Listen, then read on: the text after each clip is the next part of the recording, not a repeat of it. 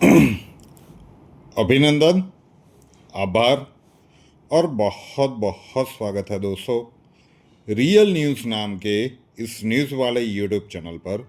और मैं हूं आप सबका एस्ट्रो दोस्त रुपेन आर शाह। आज एक विशिष्ट मुद्दे के ऊपर बात करेंगे।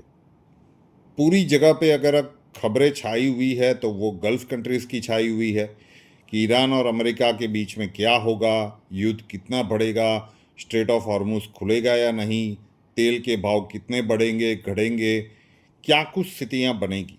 लेकिन उसके बीच 16, 17 और 18 अप्रैल को भारतीय संसद में एक स्पेशल सत्र बुलाया गया है और उसमें दो प्रावधान आने की संभावनाएं है।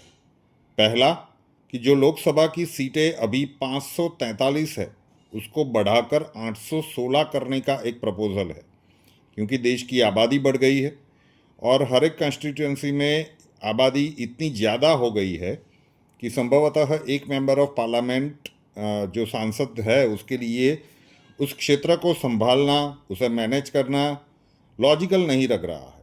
और दूसरा, जितने भी सांसद बनेंगे उसमें से एक तिहाई 1/3 महिलाएं की संख्या होगी। मतलब 816 अगर सीट हो जाती है तो उसमें से 273 सीट्स महिलाओं के लिए रिजर्व होंगी। इस समय पे वो आंकड़ा, if I am not wrong, 14-15% के आसपास है। तो उस हिसाब से देखें तो महिलाओं की संख्या अभी जो है उसमें डबल से भी ज़्यादा हो सकती है, 2.5 गुना तक हो सकती है। उसके असर क्या होंगे, सामाजिक असर क्या होंगे, राजनीतिक असर क्या होंगे, उसके ऊपर आज हम थोड़ी सी चर्चा करने की प्रयत्न करते हैं। और आने वाले 2-3 दिनों में जब ये स्पेशल सत्र संसद में चलेगा तो बहुत सारी चीज़ें उसके बाद राजनीतिक रूप से घटनाक्रम घटने वाला है। लेकिन अगर ये 543 से 816 का नंबर हो जाता है तो किसका फ़ायदा होगा और किसका नुकसान होगा, ये बहुत बड़ा एक राजनीतिक सवाल है।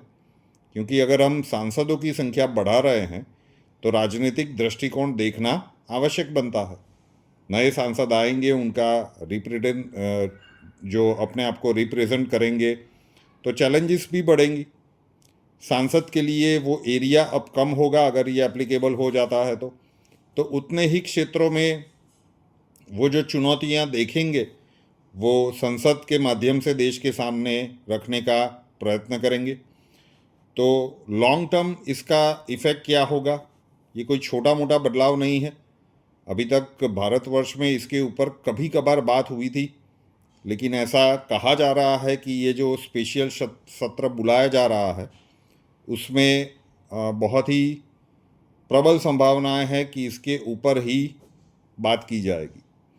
कई राज्यों में आबादी बहुत ही ज़्यादा बढ़ी है और कई राज्यों में आबादी स्थिर रही है या फिर इतनी ज़्यादा नहीं बढ़ी है। तो सीटों के बंटवारों में फ़र्क आएगा और अगर आएगा तो फिर उसका असर क्या पड़ेगा। बिहार और नॉर्थ इंडिया के जितने भी क्षेत्र है जहाँ पे आबादी तेज़ी से बढ़ी है तो सीधा सा अर्थ है कि वहाँ पे अब जो मेंबर ऑफ पार्लियामेंट्स हैं वो ज़्यादा हो जाएंगे। और साउथ इंडिया का रिप्रेजेंटेशन वैसे भी अगर हम प्रपोर्शन के हिसाब से देखें तो उनको कम ही लग रहा है, तो वो क्या ज़्यादा कम हो जाएगा।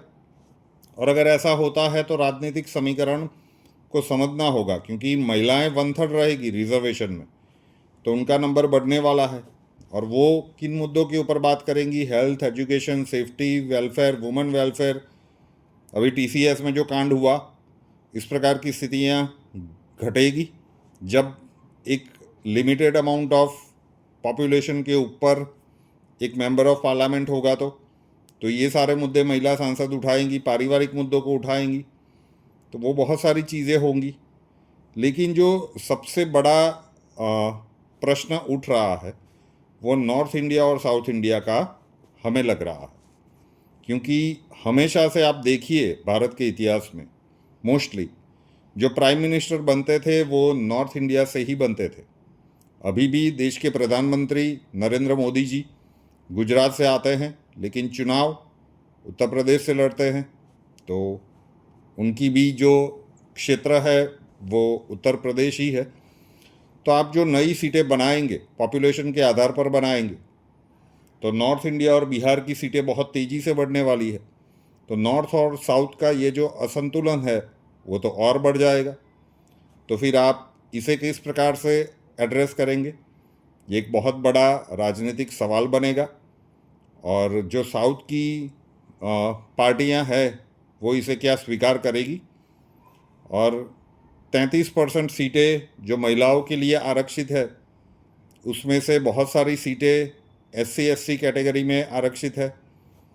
तो जब आरक्षण बढ़ेगा तो वो रोटेशन में हो या जिस भी प्रकार से, वो एक टेक्निकल टर्म है, तो राजनीतिक समीकरण बदलेंगे। तो अब उन प्रकार की महिलाओं को ढूंढना पड़ेगा, काबिल महिलाओं को ढूंढना पड़ेगा, और उसके लिए पार्टियों को मेहनत करनी पड़ेगी ताकि संसद की गरिमा को किसी प्रकार की ठेस न पहुंचे।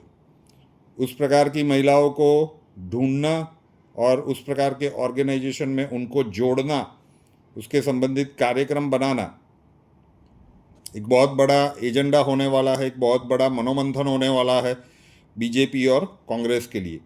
मैं बीजेपी और कांग्रेस इसलिए कह रहा हूँ कि आज भी ये दोनों मुख्य पार्टियां हैं जो ऑल इंडिया लेवल पर काम करती है। कास्ट बेस्ड पॉलिटिक्स भारत के कई राज्यों में आज भी इफ़ेक्टिव है। तो जहाँ पे कास्ट बेस्ड पॉलिटिक्स खेला जाता है, फॉर एग्जांपल आप बिहार के ले लीजिए, तो क्या आरजेडी में 33% महिलाएं मिल जाएंगी उनको? क्या उत्तर प्रदेश में समाजवादी पार्टी को 33% महिलाएं मिल जाएंगी? कास्ट बेस्ड पॉलिटिक्स तो बंगाल में भी चलता है, तो क्या टीएमसी में 33% महिलाएं मिलेंगी? मुस्लिम लीग या फिर ओवैसी साहब की जो पार्टी है उनको 33% महिलाएं मिलेंगी? तो ऐसे बहुत सारे सवाल हैं, और ये कोई साधारण फैसला नहीं है जिसके ऊपर ये 3 दिनों का विशेष सत्र आ रहा है। 543 से 816 सीट करना ये सिर्फ नंबर ऑफ सीट्स बढ़ाना नहीं है, इसके निकटवर्ती और दूरगामी परिणाम भारतवर्ष में बहुत बड़ा इम्पैक्ट डालेंगे। ये सभी को समझना होगा।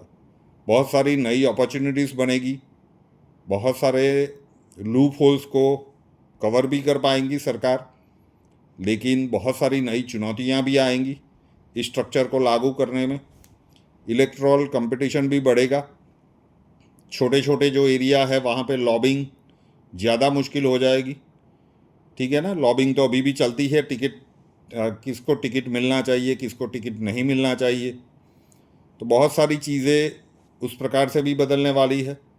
और मान लीजिए कि एक ज़िले के एक क्षेत्र से किसी को बहुमत मिला है और दूसरे में कम वोट मिले हैं, तो आप बाकी के सारे सेक्टर्स में कम मिले लेकिन एक क्षेत्र में आपको इतने ज़्यादा वोट मिले कि आप जीत जाते थे।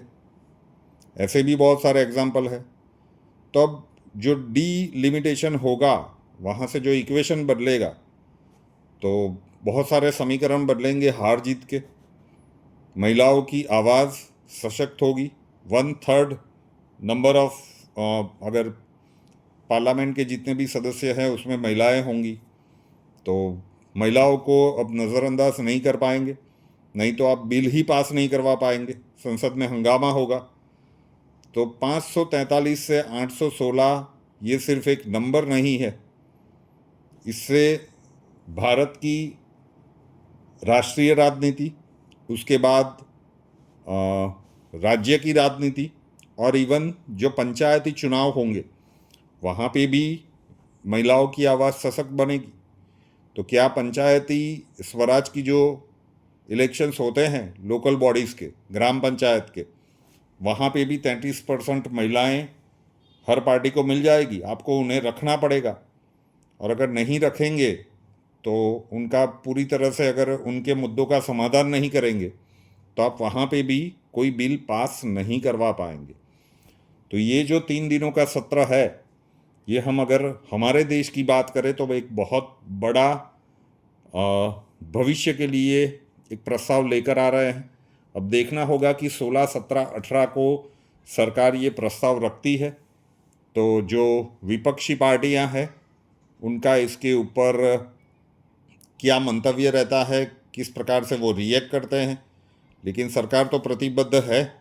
जब नई संसद का इनॉग्रेशन किया गया था तभी नरेंद्र मोदी जी ने बता दिया था कि इतनी सारी सीटें इसलिए ही बनाई गई है कि एक तरफ जिस प्रकार से देश की आबादी बढ़ रही है, हमें लगता है कि कम से कम इतने सांसद चाहिए, और उसी दिशा में सरकार आगे बढ़ रही है। और अगर ये प्रस्ताव पास हो जाता है तो 2029 का जो चुनाव होगा उसमें लोकसभा के सीट्स 543 से बढ़कर 816 हो जाएगी, एंड मोस्ट इम्पॉर्टेंटली उसमें महिलाओं की भागीदारी 1/3 रहेगी। अब देखते हैं कि 16, 17, 18 को संसद में घटनाक्रम किस प्रकार से घटित होते हैं। वीडियो पसंद आए तो वीडियो को लाइक कर दीजिएगा, शेयर कर दीजिएगा, और रियल न्यूज़ नाम के इस न्यूज़ चैनल को अभी तक सब्सक्राइब नहीं किया है तो कर लीजिए, साथ वाला बेल आइकॉन दबा दीजिए, और उसके बाद 3 ऑप्शंस आएंगे, ऑल के ऊपर क्लिक कर दीजिए ताकि हर नए वीडियो की नोटिफिकेशन आपको सबसे पहले मिलती रहे। नए वीडियो के साथ फिर मिलेंगे। जय हिंद।